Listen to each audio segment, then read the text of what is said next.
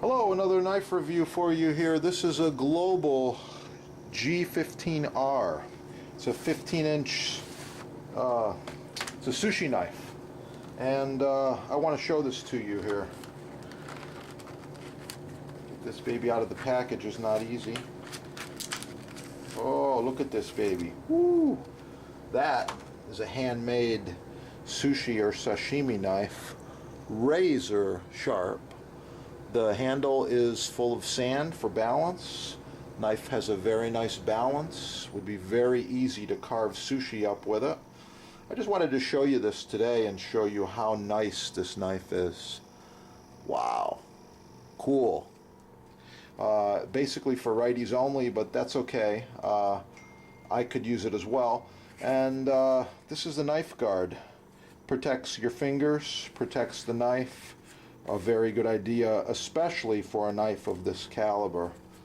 That's in right there. Check it out. Thanks for watching.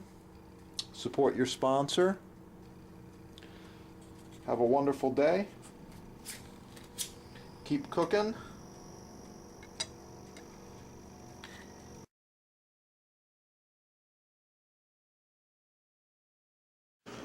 This is a breading station, flour, egg, breadcrumb.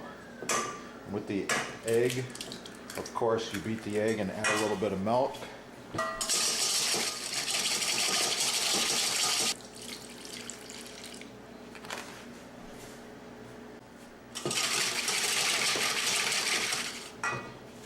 Okay, into this panko breadcrumbs here, we're going to add a little bit of herbes de Provence. Okay.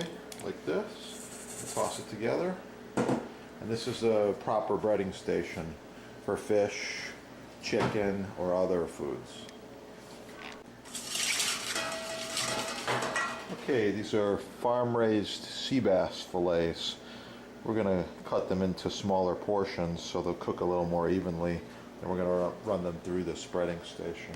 Okay, I prefer a latex glove when I do breading. It just keeps your hand a little nicer and keeps the breading on the product instead of on your fingers. So just flour these like this.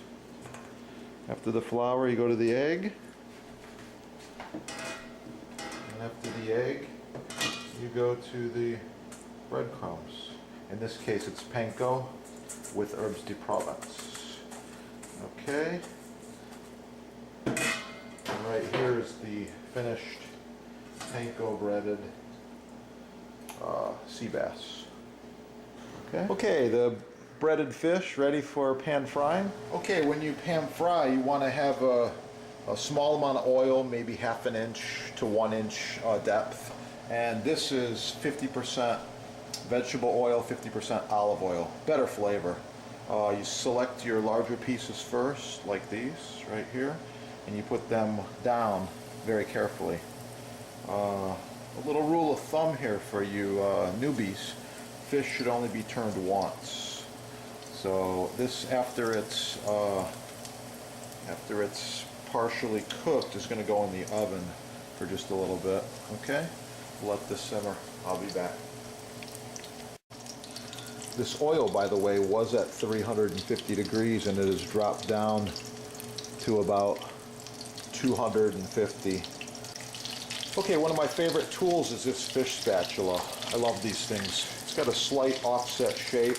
The main thing is when you're ready to turn something like fish, the oil stays in the pan and not all over the place. It's also a lot easier to clean. And of course, these are in stock at your sponsor there. You very carefully flip the fish over. I like to use a couple fingers. There you go. Perfectly cooked breaded fish.